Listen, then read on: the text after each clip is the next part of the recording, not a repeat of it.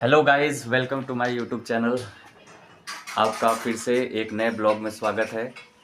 आज का दिन काफ़ी अच्छा है और सुबह के अभी 10 बज रहे हैं। आपको मैं अपने गैया को दिखाता हूँ, जो कि गांव में हर घर में आपको गाय देखने को मिल जाएगी।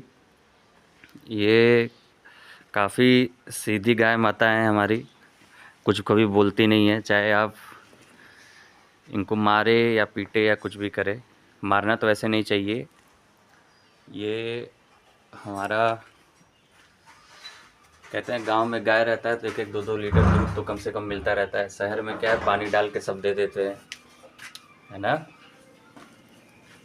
ये देखिए मम्मी जी को ये खाना बना रही हैं। इधर देखो मम्मी, हेलो बोल दो। Hello hello. क्या बना रही हैं? बना रहे निमोना, चावल, रोटी, चोखा। देखिए निमोना, चावल, रोटी, चोखा सब बन रहा है। कहते हैं ना कि माँ के हाथ का स्वाद जो होता है वो दुनिया में सबसे बेस्ट स्वाद होता है। चाहे आपकी वाइफ आ जाए, चाहे आप रेस्टोरेंट में खा लीजिए, लेकिन जो बचपन में माँ बाप खिला देते हैं बच्चों को, उस स्वाद के लिए बच्चे हमेशा तरसते रहते हैं। लेकिन कुछ बालक होते हैं जो इन चीज़ों को समझते नहीं हैं, हमेशा ये सोचते हैं कि कुछ माँ बाप बोल दिए तो वो गलत है। ये बाहर का व्यू है, देख लीजिए आप लोग।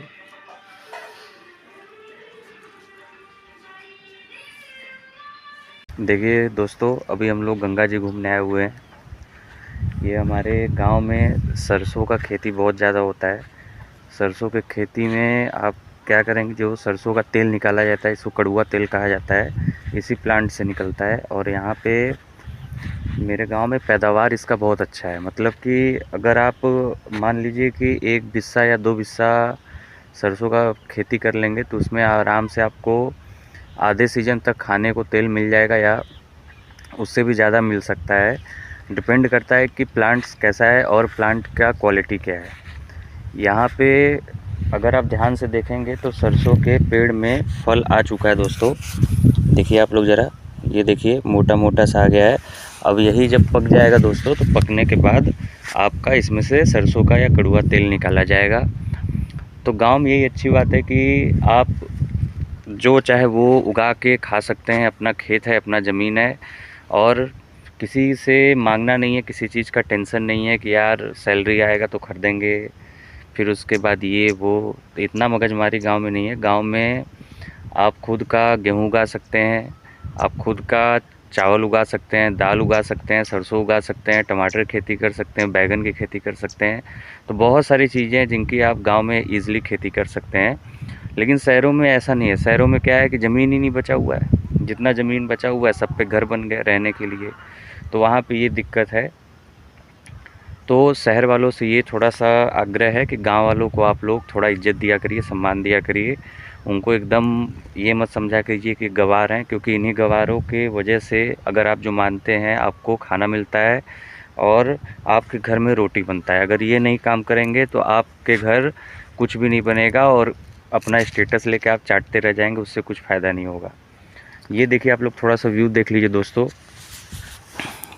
ये गंगा जी है, गंगा जी के किनारे खड़ा हूँ। पहले गंगा जी यहाँ तक हुआ करती थी, जहाँ पे आपको पानी दिख रहा है ना, यहाँ तक गंगा जी हुआ करती थी। लेकिन इस साल पता नहीं क्या हुआ कि सूख के, वो देखिए दूर आपको दिख रही होंगी, शायद जूम करके दिखाता हूँ थोड़ा सा, वो आपको देखिए दिख रहा है, पानी दिख रहा है ना, वहाँ चली गई हैं। तो ये सूखने का वजह समझ में नहीं आया इस बार, क्योंकि हर साल पानी इधर ही रहता था। इस 13 साल या 15 साल बाद पानी उधर गया है, और पहले के क्वांटिटी में गंगा जी का पानी बहुत ज़्यादा कम हो गया है। डर तो ये लगता है कि कहीं सरस्वती नदी की तरह गंगा नदी भी आपका लुप्त ना हो जाए, ये बड़ी दिक्कत वाली बात है। तो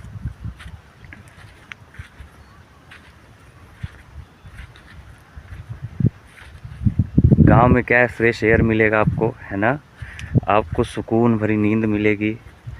आपको आपके दोस्त आएंगे, बैठेंगे साथ में, और ख़ासकर इस जगहों पे अगर बैठ जाया जाए तो काफ़ी इन्जॉयमेंट रहता है। सबसे बड़ी बात ये है। आपको हम दिखाते हैं, ये हमारे पिताजी परवल की खेती करते हैं, जो कि परवल अभी सीज़न चल रहा है, निकलेगा तो नहीं दोस्तों, लेकिन ये होली के टाइम आते आते आपका ये परवल निकलना स्टार्ट हो जाएगा।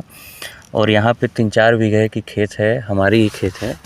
जहाँ पे ये परवल की खेती होती है, सरसों की खेती होती है, और जब सीज़न आ जाएगा, होली आ जाएगा, तो ये निकलना स्टार्ट हो जाएगा। ठंडी बहुत है भाई लोग, सब लोग मेरे घर वाले सब लोग सो गए हैं, सिर्फ मैं ही उल्लू की तरह जाग रहा हूँ। मोबाइल चलाने की ऐसी गंदी लत लग गई है कि नींद ही नहीं लगता बिना मोबाइल के।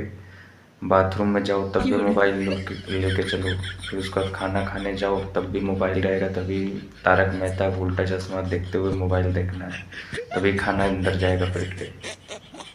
तो ये सब बड़ी दिक्कतें हैं। लेकिन ठंडी जो पड़ रहा है इस साल भाई, एकदम समझ लो कि मांस तो शरीर का हिल ही जा रहा है, हड्डी भी अंदर का हिल जा रहा है। ये बड़ा दिक्कत वाली बात है। जब तक आग के पास बैठे रहो, रूम हीटर के पास बैठे रहो, तब तक तो आराम है। फिर जैसे ही हम लोग वहाँ से हट रहे हैं, तुरंत ऐसा लग रहा है कि शरीर में कंपन जैसा आ जा रहा है। ये बड़ा दिक्कत वाली बात है। तो आप लोग अपने बुजुर्ग का, अपने छोटे बच्चों का ख्याल रखें और वीडियो को लाइक करें।